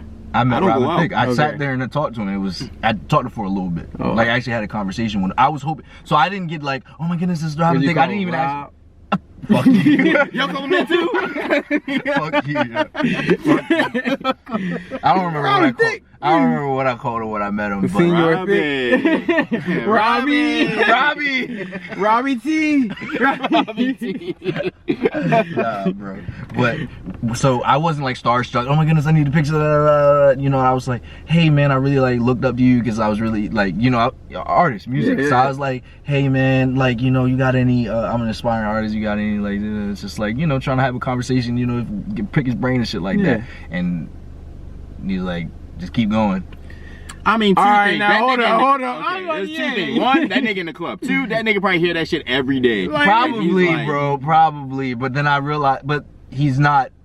What's the word? Obligated to. He's a person. Like, you know what I'm saying? And that made you realize. Yeah, that's what I'm saying. That's what I'm saying. He's not an idol to everybody all the time. Yeah. He's just robbing thick in the club. Yeah, he's a nigga in the club. Trying to fuck with some bitches. You know what I'm saying? It's a horny nigga in the club right now. Yeah, I think he just got out of his. Keep going. He just got out of his marriage with what's her name and shit like that. So he's probably he was horned up. Yeah, he was horned up. Probably, you know, probably a little depressed or whatever. But so he didn't.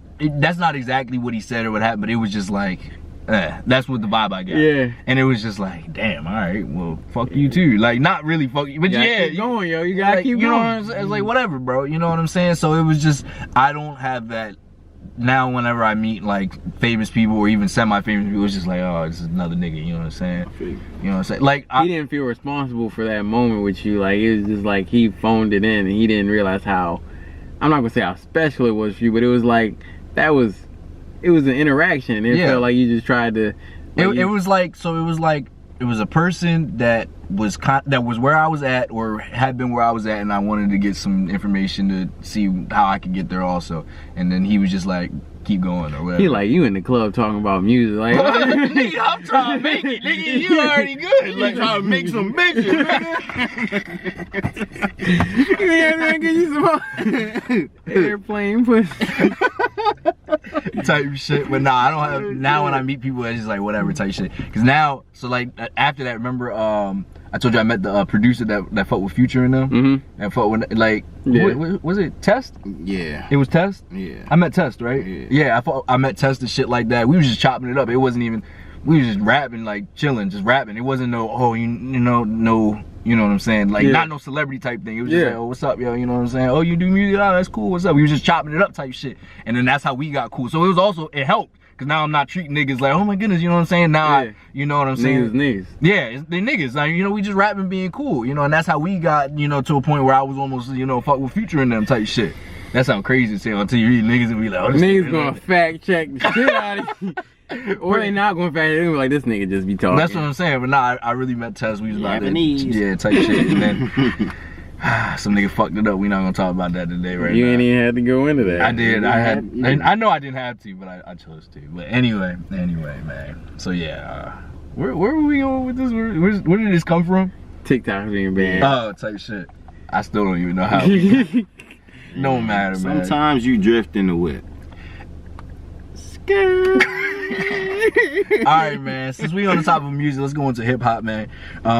Lil Baby popping or flopping, man. Hey, man. What's up? Baby popping, 145. 145. Fourth number one. You feel me? Big hey, wham, man. Hey, man.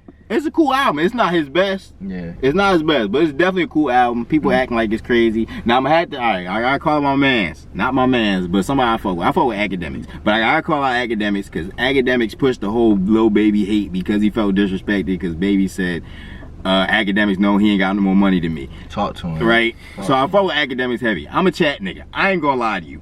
I got a t-shirt.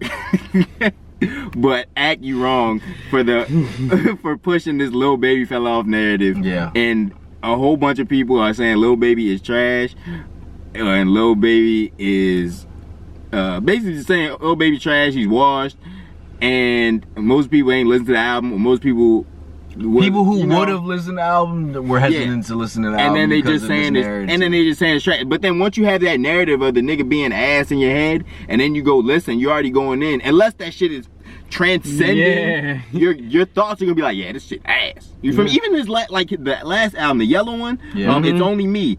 Not that when bad. I first heard it, I was like, that's cool. You feel me? But hey, they was like, it's a trash. You dropped the mid album, I'm not gonna. and everybody was like, oh, little baby gas. I'm not gonna lie. When I first heard that last album, I was like, yeah, he really fell off. And then I listened to that shit again, and I'm like, yo, this shit is good. And I'm not gonna lie. I think that's a sign of a great album. If it A great album? Yeah, a great album that it sounds ass because he's doing something different outside of his lane. That's a point that a musician would make. Or I mean, I feel that way about a lot of like, say, so I know Kate do that about. I do that with every Drake album. I hate every Drake album when I first hear it. Then I go back a couple months to even years later, and I'll be like, oh my goodness, this like is, Views. I Like I ain't gonna lie, Views when that shit first came, I was like, it's cool. And then I started listening to it. I was like, yo, this shit is freaking fantastic. I think it's a different point to be made. Yeah, it's like that test of time. I think that the world is full of haters. So that they go into albums and they go in and listen through the first time and they be like, oh, this shit all right. And then it catches you off guard. You'll hear it like, I'll hear a song randomly and I'll be like, yo, I'll be bumping my head and shit. And I'll be like, oh, where the fuck is this at? And it be on the album I just called mid. You call yourself a hater? Yeah, the world's full of haters. I'm part of the world. We're the 3 biggest haters I know. No. Nah, that's Who's more of a hater? 410 boys is full of them. We are not the biggest haters in our not. friend group. We're not. Me and Phil aren't in our friend group. So who's like the in biggest, that party chat? Who's Stop trying to do this. You trying? No, I wasn't even thinking about it. I was just having a conversation, bro. No. All right. We're not calling haters. I thought. But the world is full of haters. And our group Especially chat you. is too. Now I'm the biggest hater. Okay, cool. But no, like I think that when people listen through an album the first time, they like. I think you think you'll listen to a song the first time, and if you like it, that's a really good. Like that's a great song. So I think that it's a sign of a good album. Like if you listen through after one time and then it's good the second time, like it's good. But I do think a great album you'll like the first time through. I feel like a great album is time wise. Like if you like it, well, yeah, like a year from now, definitely time. Then I feel like that's what makes a great album. Definitely time. You can go back and be like, but that's what I'm saying. If I don't like it at first and then later I come back and it's good and it's still good. Phil's saying if you don't like it at first, he's saying it's like, okay, so you got a great album and you got a really good. I think he's saying it can't be great if you don't like it that first time. Right, and because he feels like you're just getting used to it. You feel what I'm saying? So he's saying you're like, wow, this is great, and then years later you're like, wow, this is great, rather than yo, this is ass, and later you're like, yo, this is great. He feel it's more like he's saying it's more like a feeling of you getting used to the music rather than you like it's being as good as you perceive it is later. I don't agree with that, man. Just because something you don't like at first doesn't mean it's not great. I definitely don't agree with that, bro. I want to say that because I think Views is a great album, and I did not like it at all when I first heard it. I thought it was super mid. And I thought it was cool. Yeah, I definitely thought it was just it was just cool. That first song, I was like, yo, what the fuck is this first song? Now I'll be singing it. All of my let's just be friends. That's what I'm saying. I listened to Views to go to sleep when it came out. Like in a good way? Yeah. I know, like, what sounds crazy. That's what I'm saying. It just sounds crazy. Well, it sounds crazy regardless of whatever I meant. I mean, hey, man. So, just to point out something, he beat Bad Bunny for the #1 spot for that week. Bad Bunny only got 118. Baby got 145K units.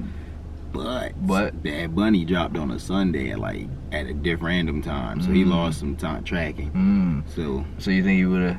Yo, Bad Bunny definitely would have outsold him. It's Bad Bunny. But he still only got 118. That is true, but 118 and you lost like 2 days.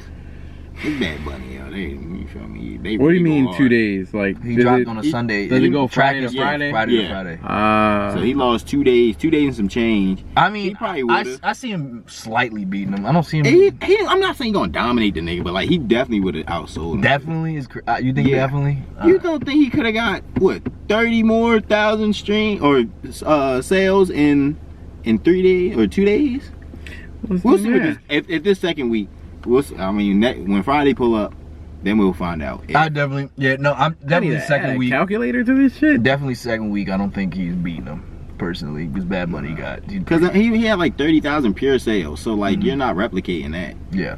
That's already down to 115 if your streams stay the same, and you're gonna go down. So yeah, and you kind of already brought this up. Do you think the internet is trying to end Lil Baby, end his career? What do you mean by the internet?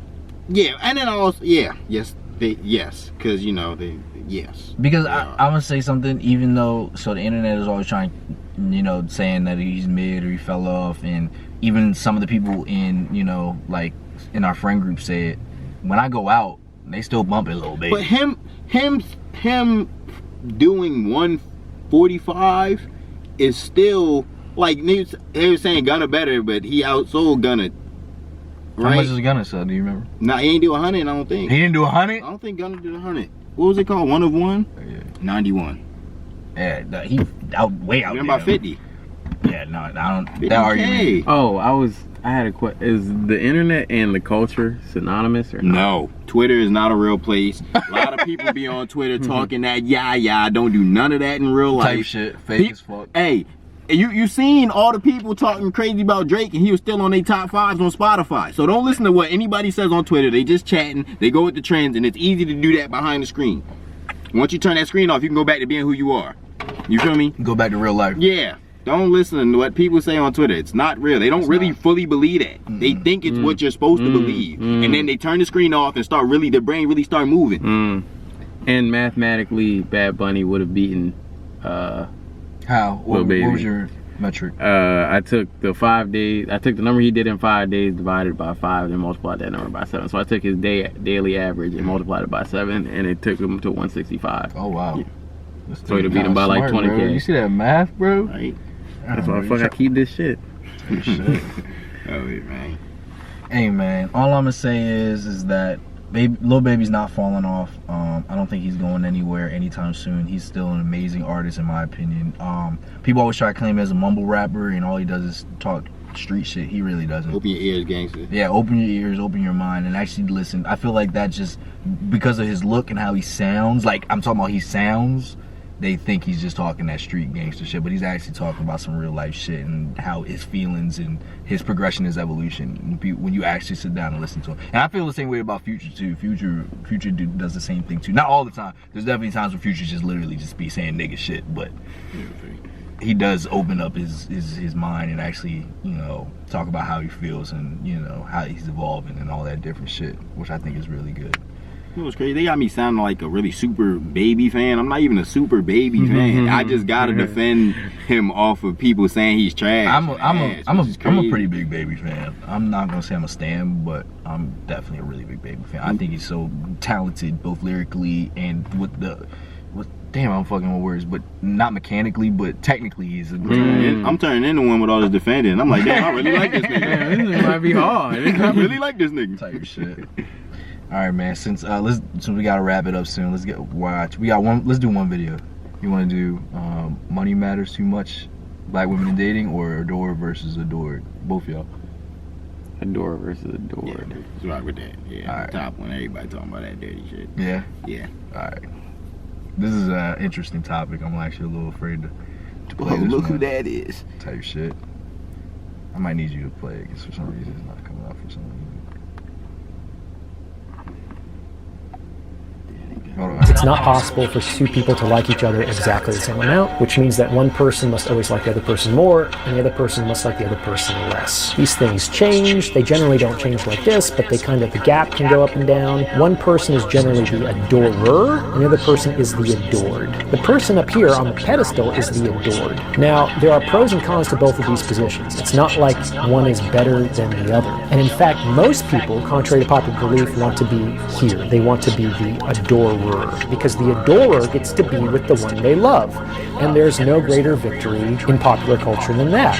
And when you're with the one that you love, you get to experience the panoply of human emotions that comes with that. And not even all the good ones. Like, the adorer is the one who gets to have the emotional experience. On the other hand, the adored gets to be loved by the one that they're with. Not nearly as emotionally compelling a situation. While most people want the emotional component of a relationship, in my experience, it's more important for the woman to have that than the man. It's been said that you can make a woman feel anything except bored, and And I think that there's some truth to that. And if a man insists that he is going to put the woman on the pedestal, it robs her of the opportunity to be the adorer. If he's looking up at her, that she's looking down at him. And that's not what women want. No little girl grows up dreaming, well, one day I want a guy. I think that okay. Go ahead. I think that there is a lot of flaws in his mental, and I guess it's a community thing, like, so it's been, I think that's a flawed thought process. I think that certain aspects of people, it's like there's a bunch of categories in a person. So like, to just say that I adore somebody is kind of weird, because it's like you adore certain things about people, and it's like if you're with somebody who you love and it's like a relationship, I think that it's impossible. Like, I think that the adore versus adore thing is a setup for people getting horse. Like, I think it's a setup. I don't think that's a good relationship. Yeah, it's a mental.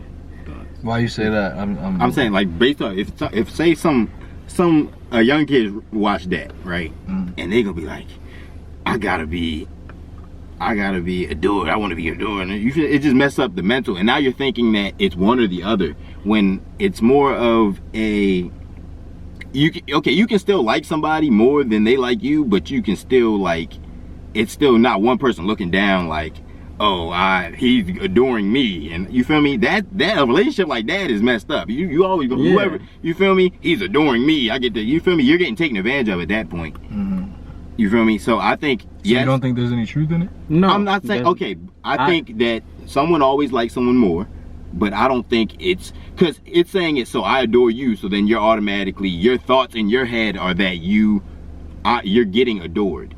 I don't think it's always like that. I think you never know. You can always have it like they both think they're adoring each other, but in their mind, like in actuality, one person likes someone more, but they just don't realize. You feel me? I think it's all.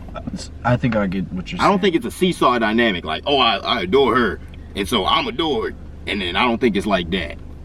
I think so. I'm gonna just say, I feel like I had this thought before. I think life is always fluid. Things are always changing. I think the best type of relationship is when they both adore each other, damn near on the same. That's ideal. You know what I'm saying? But when I say they both adore each other, now those levels may fluctuate. Maybe one day I'm adoring you more than you're adoring me. Then that, you know, they just keep going. Yeah, but it's possible. Averaged out, y'all both loving. I feel like that's the ideal what most people want.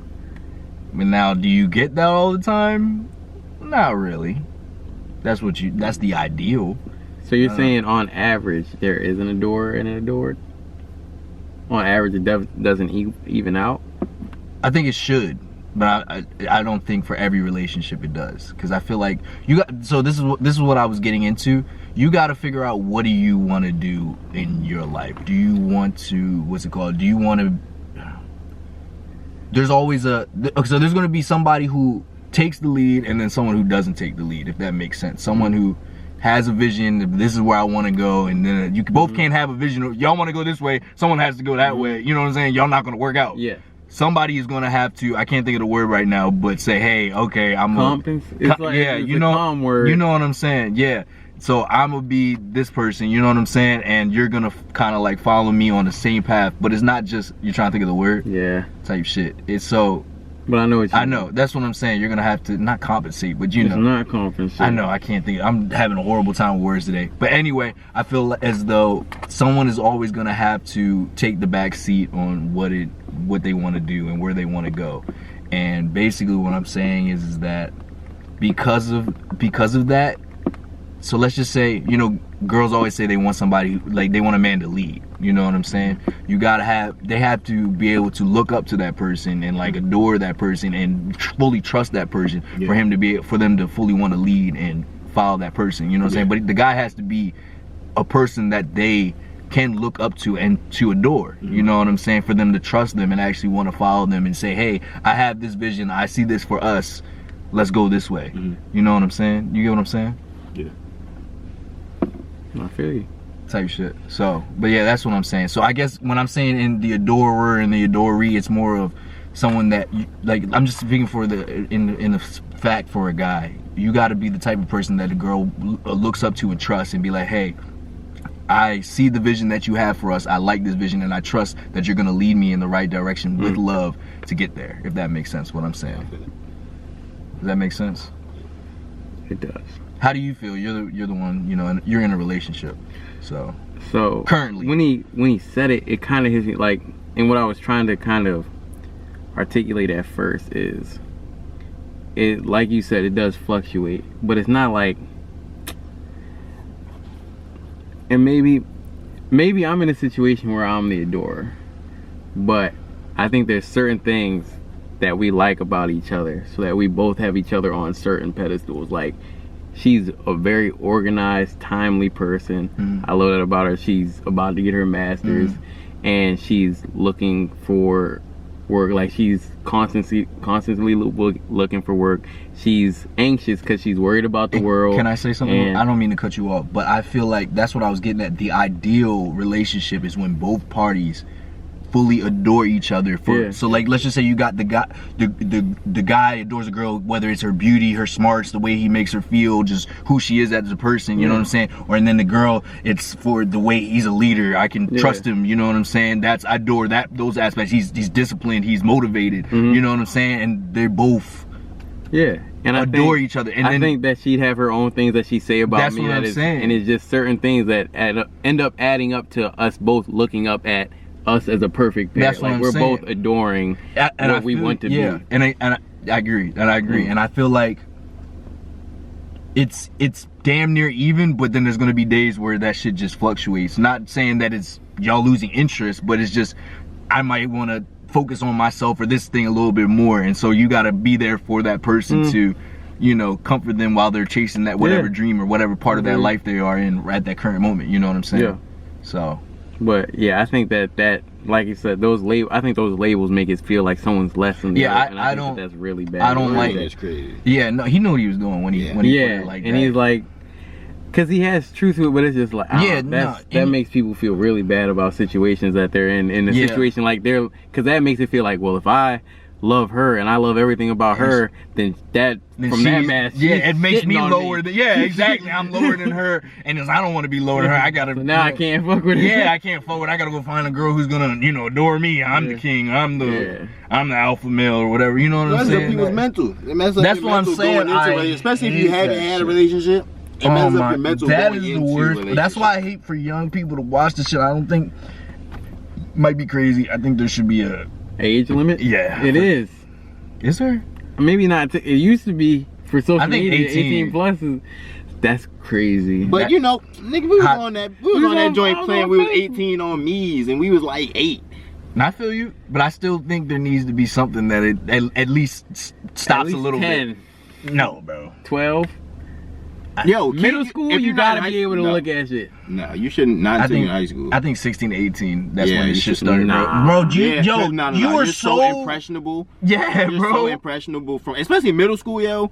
And you hear these young niggas talking about it now. They're like 19, 20, 19 and 21. There's this teacher. She teaches like middle school, elementary school, right? And this little nigga came in class talking about he a high value man and she don't got nothing to offer. You said middle school? Yeah. And she don't got nothing to offer him? Yeah. You see what I'm saying, bro? I'm like, yo, why are you? I have nieces on that shit, bro. And they was already talking about niggas ain't shit. They ain't say niggas, but boys ain't whatever. I'm like, you're 6. Like, what do you think? Why you're 6? Why are you even thinking about boys like that?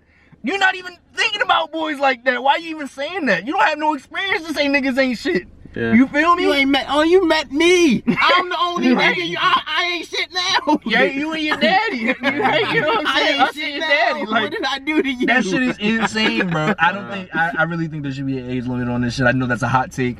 And I think that's fair, but it's just like, so let's say you're not giving your kid a phone. This is so hard, bro. You gotta give your kid a phone. That moment. No, this is what you gotta do. Put him in sports. Or put him in stuff that he doesn't even fill up his time so he doesn't have time to be on that shit. So, but he should still be on there because you don't want him to be weird. But you don't want him to be weird though. You don't want him to That's be what weird. I'm saying.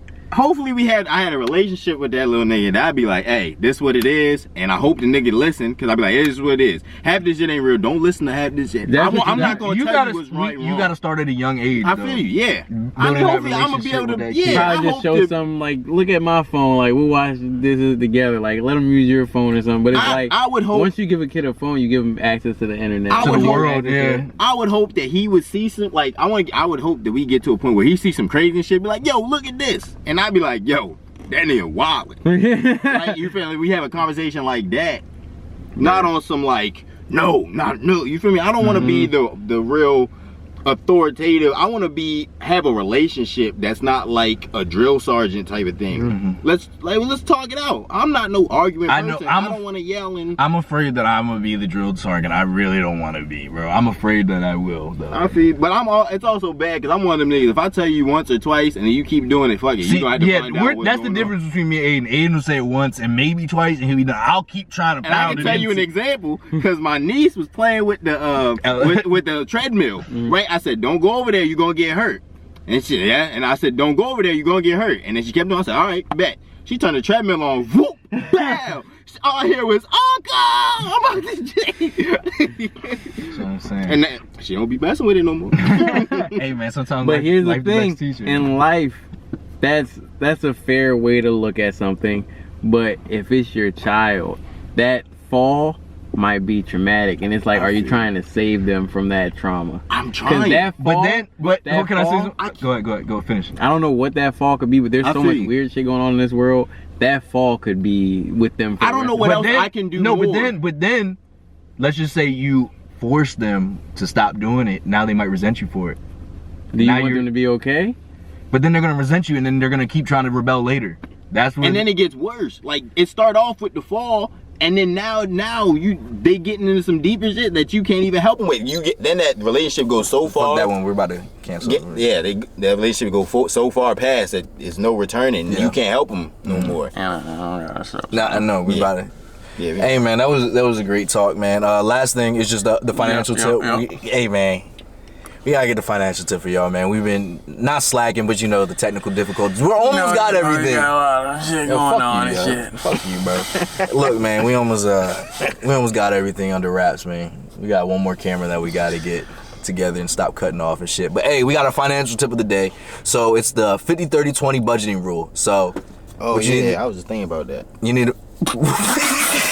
You bullshitting? No, that ass. Oh, didn't it sound like you were my fault. Alright. The 50-30-20 budgeting rule. So it's helps with managing income using the simple budgeting method, right? So you can use 50% for needs such as your housing, food, insurance, whatever you need. 30% for your wants and entertainment, so dining out, paying yourself, they say. I don't like the way they use that, but paying yourself, just doing stuff that you like that makes you feel happy. Yeah, you know what I'm saying? That you feel happy. And then 20% for savings and debt repayment. You know what I'm saying? I feel like that's been a key thing that we've been talking about in the past couple episodes. Savings. So 20%, you got the 50% for all the stuff you need, your bills, your insurance, all that other stuff. You got 30% for your fun, your entertainment, going to take your little shorty to the movies, go ice skating, go eat some ice cream, Chick-fil-A and shit. I hate how that, and as someone who has problems financially, the way that sounds to me is like I'm working for 30% of my bread. I feel and that's how you don't have problems financially. Right now you're just getting your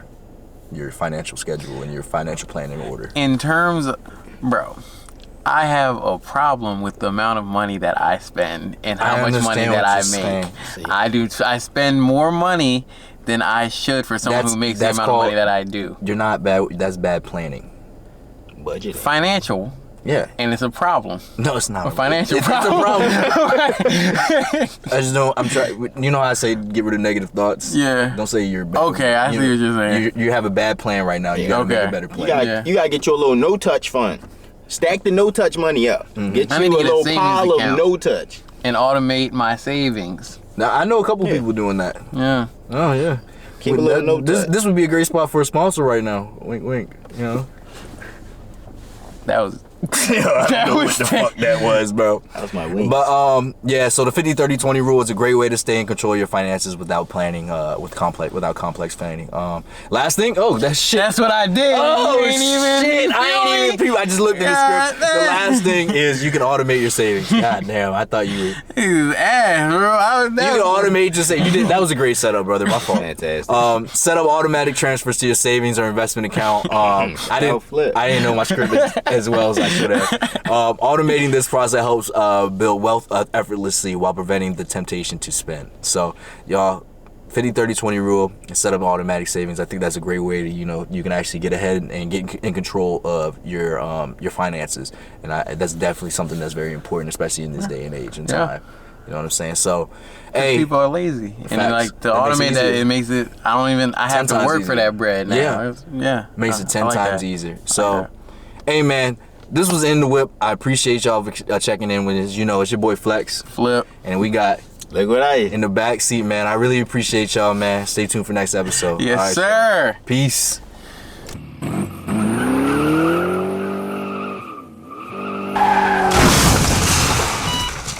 The light.